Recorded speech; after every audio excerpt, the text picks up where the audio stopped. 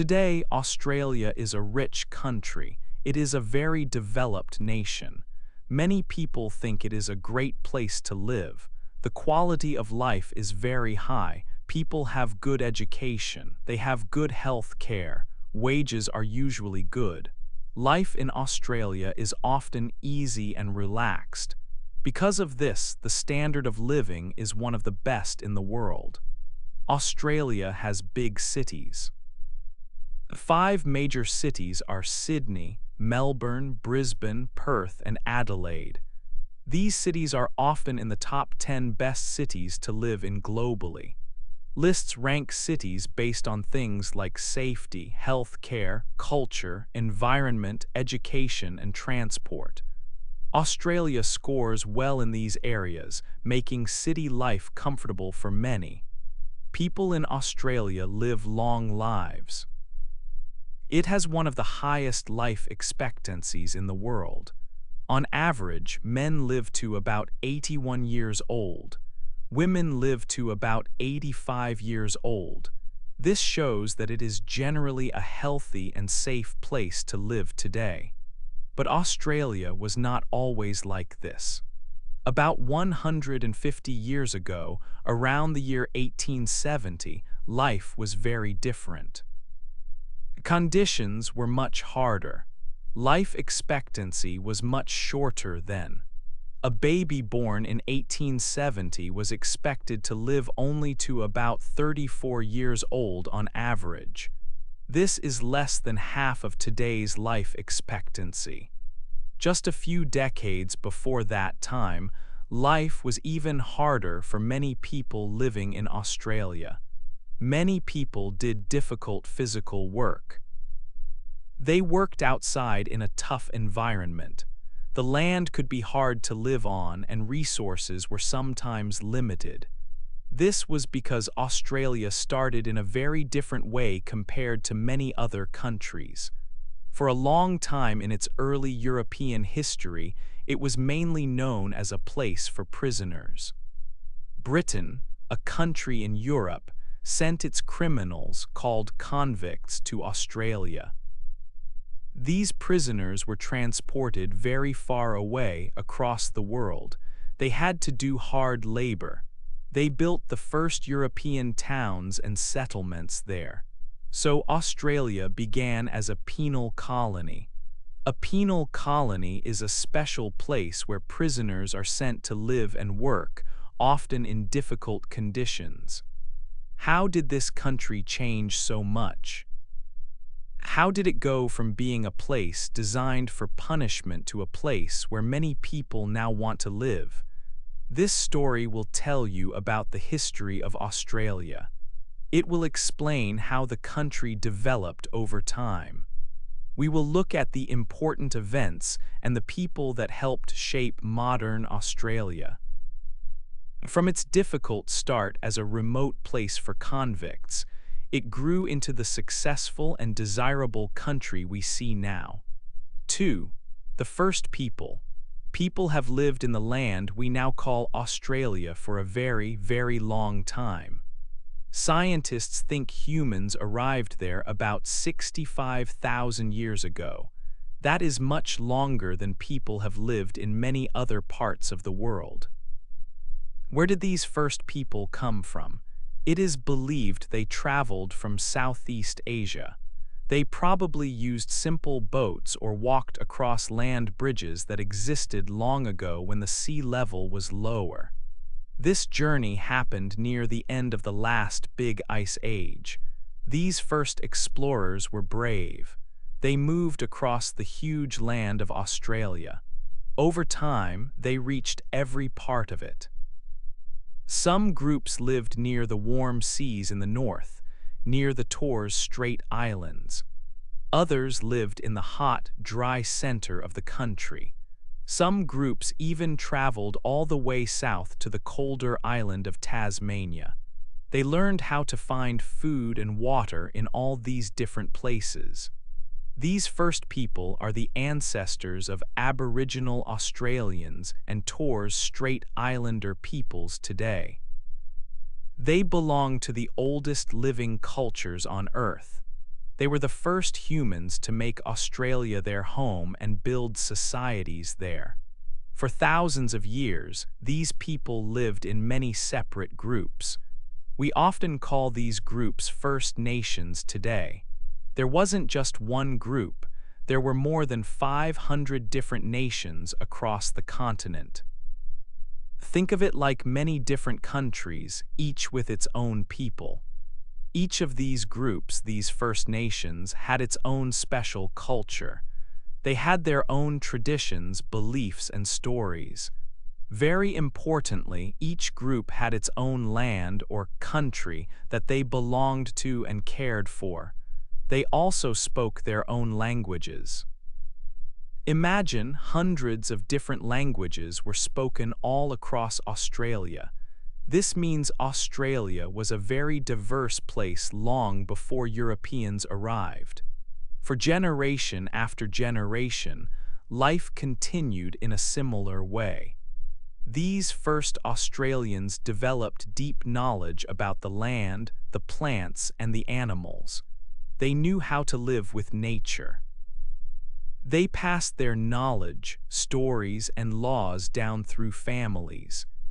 This way of life lasted for an amazing amount of time, for countless thousands of years, without big interruptions from the outside world. Their connection to the land was very strong. Their cultures were rich and had lasted for longer than almost any other culture in the world. Everything stayed this way for a very long period. Then, only a few hundred years ago, something happened that would change their lives and the future of Australia forever.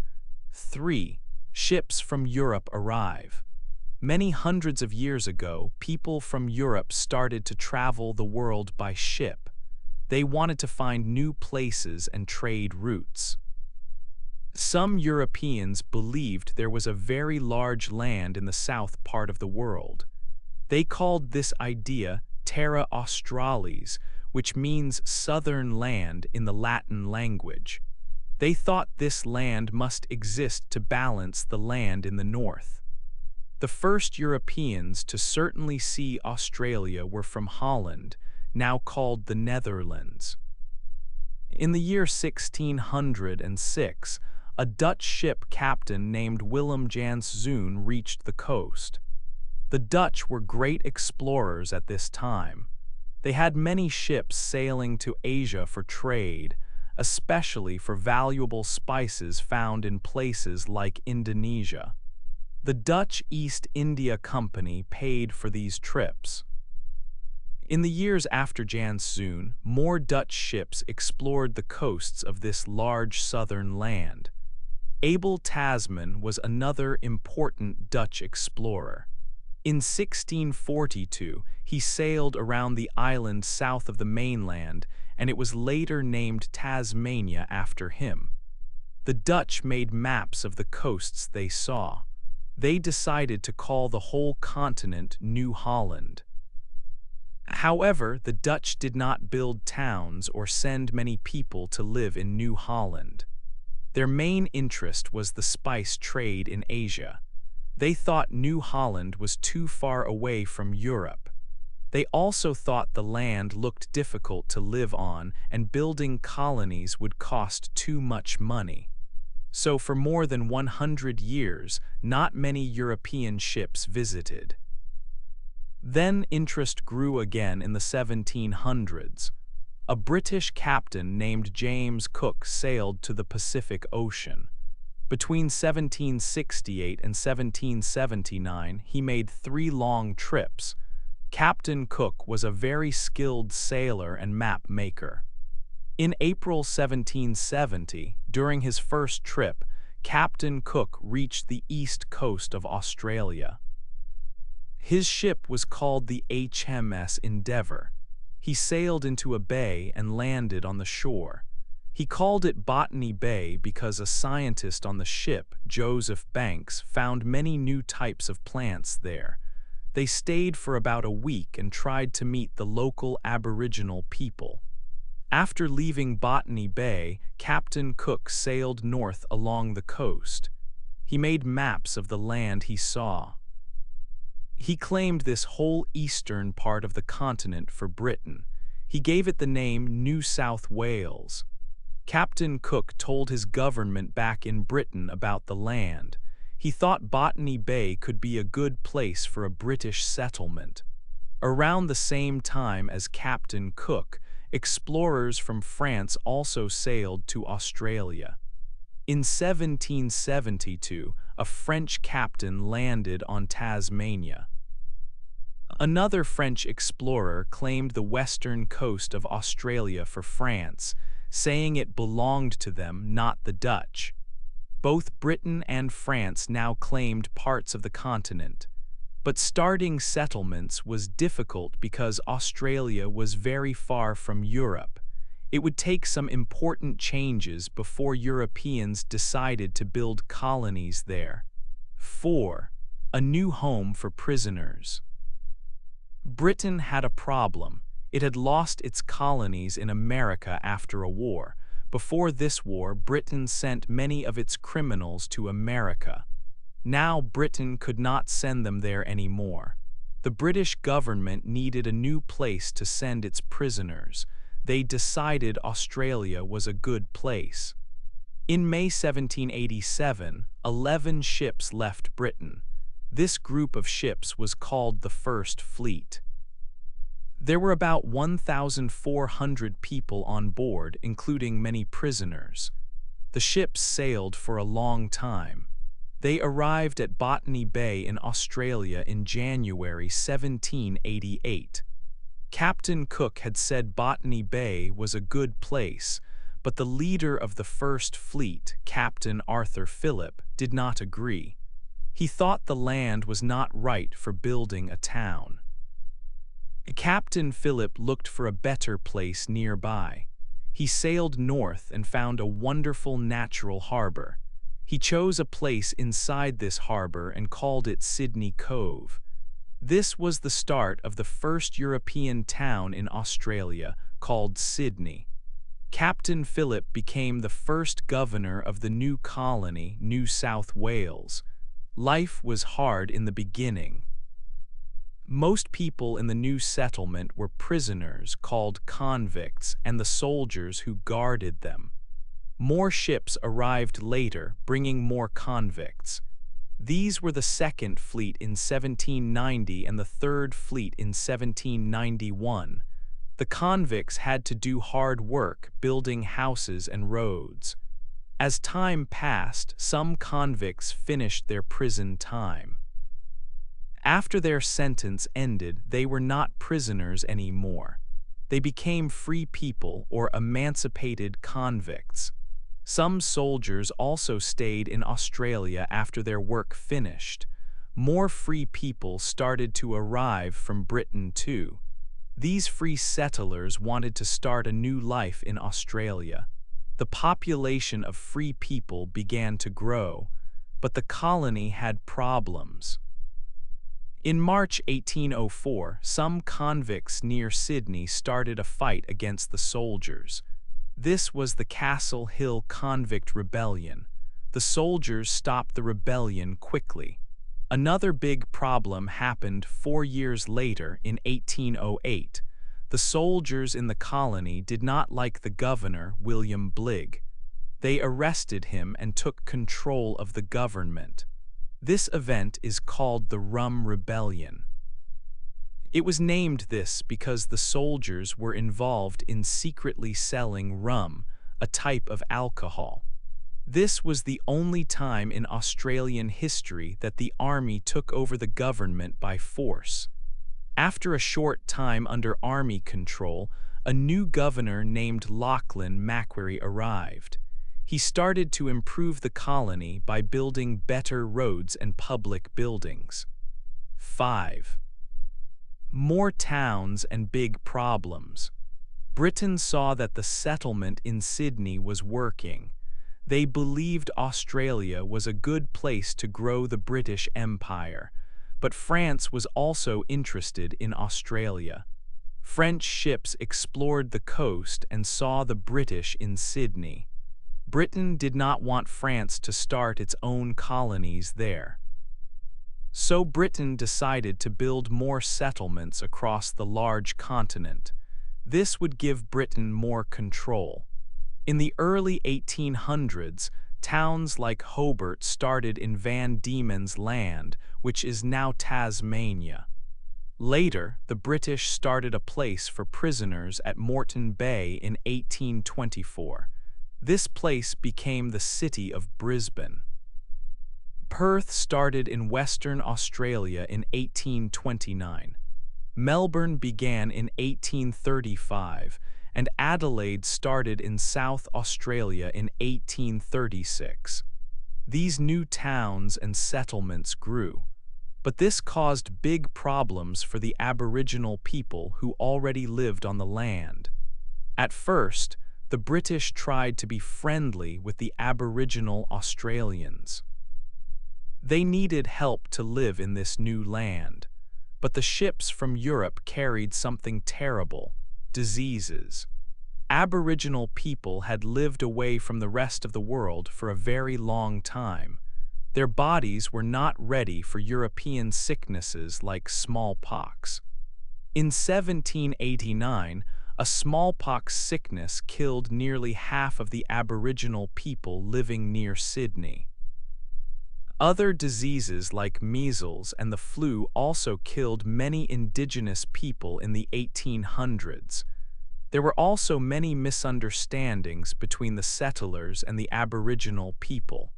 For example, Aboriginal people believed they could hunt any animal on their land, but the British settlers owned animals like sheep and cows.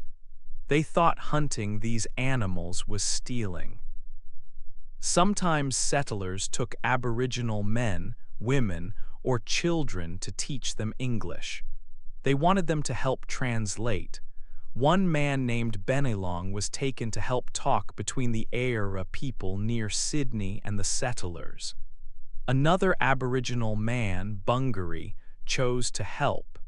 He worked with the settlers and even sailed around Australia with the explorer Matthew Flinders in 1802. Governor Lachlan Macquarie tried to help. He started schools and farms to teach Aboriginal people European ways. He also set aside some land for them, but these plans did not stop the problems. More settlers came and moved onto Aboriginal land. There was not enough food and water for everyone. This led to fighting over the land and resources. These fights happened across Australia for many years, from the late 1700s to the early 1900s. They are called the Frontier Wars. Aboriginal people attacked farms and settlers to protect their land. Settlers fought back, and sometimes terrible killings happened on both sides. 6. Gold changes everything. More people continued to come to Australia. Many came from Britain and Ireland. Some also arrived from other parts of Europe, like Germany. They wanted land to start farms. Owning land was very important to these settlers. Then, something amazing happened in 1851. A man named Edward Hargreaves found gold near a town called Bathurst in New South Wales. This discovery started a very big gold rush. Suddenly, Australia became famous for gold. People came from all over the world. They traveled from Britain, America, China, and many other countries. They all hoped to find gold and become rich. Because of the gold rush, the number of people in Australia grew very quickly. In just 10 years, between 1851 and 1861, the population increased from about 430,000 people to over 1 million people. Life on the gold fields was hard work. After the first rush, gold became more difficult to find. The government also made the miners pay for permission to dig for gold. These were like taxes. Many miners felt these taxes were unfair. They also felt the government officials were too strict. The miners started to protest. At first, their protests were peaceful, but the government did not change the rules. In December 1854, a group of miners built a wooden wall called the Eureka Stockade near Ballarat, Victoria. They fought against government soldiers. The soldiers won the short battle and the miners were arrested. However, when the miners went to court, they were found not guilty. Many people supported them. This event, the Eureka Stockade, became important for Australian ideas about fairness and people's rights. The gold rush helped Australia's economy grow a lot. Towns grew quickly and turned into cities. People built new houses and started businesses selling things people needed. Railways were built across the country. These railways connected the new towns and cities and helped transport goods. This economic growth continued in the second half of the 19th century. But not everyone became rich from gold. Many poor people, especially those living in the countryside, did not find gold or good jobs. Some of these people started committing crimes to survive. They became known as bushrangers. Bushrangers robbed people on the roads, attacked farms, and sometimes stole from banks. Some bushrangers became famous, like Ned Kelly. People told stories about them. Some people saw them as heroes, but they were still criminals breaking the law. The good economic times, called a boom, ended by the 1890s. Australia then faced a difficult period with less money and fewer jobs. This was an economic depression. There were many strikes. During these hard times, people living in the different Australian colonies started to feel more connected. A stronger feeling of being Australian, not just British, began to grow. They started thinking about working together as one nation. 7. A new country and big wars. At the beginning of the 20th century, the 6 British colonies in Australia decided to come together. On January 1, 1901, they formed one country called the Commonwealth of Australia. Sir Edmund Barton became the first Prime Minister. One of the first laws made by the new government was the White Australia policy. This law made it very difficult for people who were not from Europe, especially people from Asia, to move to Australia. The government wanted to keep Australia's people mostly British. Soon after Australia became a country, the First World War started in 1914. Australia was still close to Britain, so it joined the war. Many Australian men went to fight. Australian soldiers joined with soldiers from New Zealand. Together, they were called the Anzacs. The Anzacs fought in several places. One famous battle was at Gallipoli in 1915. They fought bravely against the Turkish army, but it was a terrible battle. Many Anzacs were killed or badly hurt. Australia lost more soldiers in this war, compared to its population, than many other countries. Even though the Gallipoli battle was lost, Australians remember the Anzacs for being brave and strong. After the First World War ended in 1918, life was difficult. In the 1930s, there was a big economic problem called the Great Depression. Many people lost their jobs, but there were also good moments. Australia became known for flying achievements. The airline Qantas started. Pilot Sir Charles Kingsford Smith flew across the Pacific Ocean. Australians were also proud of sports stars like the cricketer Don Bradman and the racehorse Far Lap. During this time, Australia also gained more independence from Britain. In 1939, another big war started, the Second World War. Australia joined the war again to help Britain and its allies.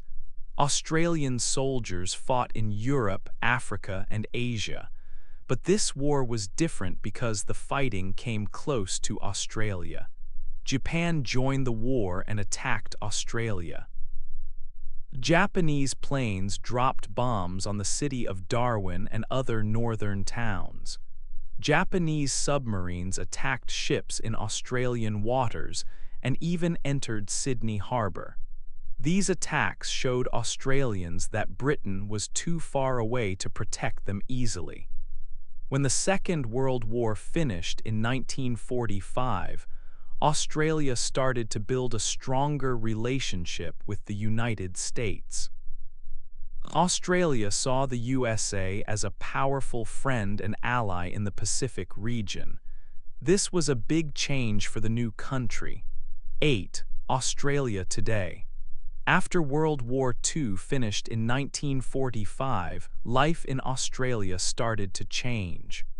The country's economy grew much stronger. Many people around the world, especially in Europe, lived in places damaged by the war. They dreamed of starting a new life in a safe country with good opportunities.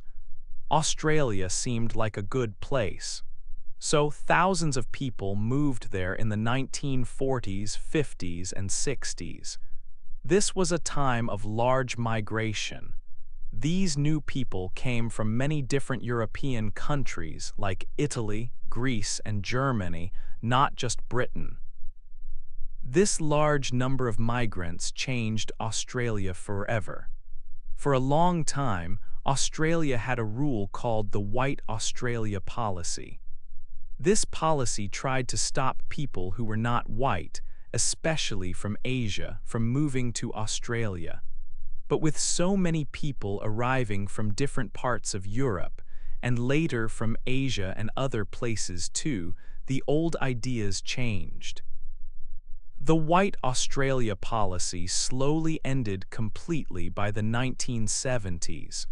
Australia became a multicultural country. This means people from many different backgrounds and cultures now live together there. The newcomers worked hard. They helped build the country. Many worked in factories, making things Australia needed. Others worked in construction, building thousands of new houses for the growing population. They also helped build new roads, schools, and hospitals. Big cities like Sydney and Melbourne became much larger. Australia also changed its relationship with other countries. After the war, it became a very close friend and ally of the United States. This close connection meant Australia sometimes joined the USA in world events. For example, Australian soldiers fought alongside American soldiers in the Vietnam War during the 1960s and 1970s. During these years, Australians also began to look more closely at their own history.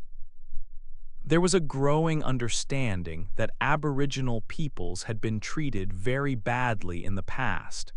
Settlers had taken their land and brought diseases. Many people felt it was time to face this difficult history. Steps started towards reconciliation. This means trying to build respect and understanding between Aboriginal Australians and other Australians. Important changes happened, like giving Aboriginal people the right to vote in the 1960s. Australia wanted to show the world it was a modern and successful nation. Famous buildings like the Sydney Opera House, which opened in 1973, became symbols of the country. In the year 2000, Sydney hosted the Summer Olympic Games. This huge international event welcomed people from everywhere and presented a picture of a confident, multicultural Australia. Australia's journey has been long. It started as a tough place for prisoners. Now, it is known as a developed country with a high quality of life and people from all corners of the globe. What part of Australia's history do you find most surprising or interesting? Hey there! Just a second before you go. If you learned something new today, please give this video a like, write your thoughts in the comments, and subscribe to the channel. It only takes a second, and it really, really helps to create even better English videos for you. Your support means the world. Thank you.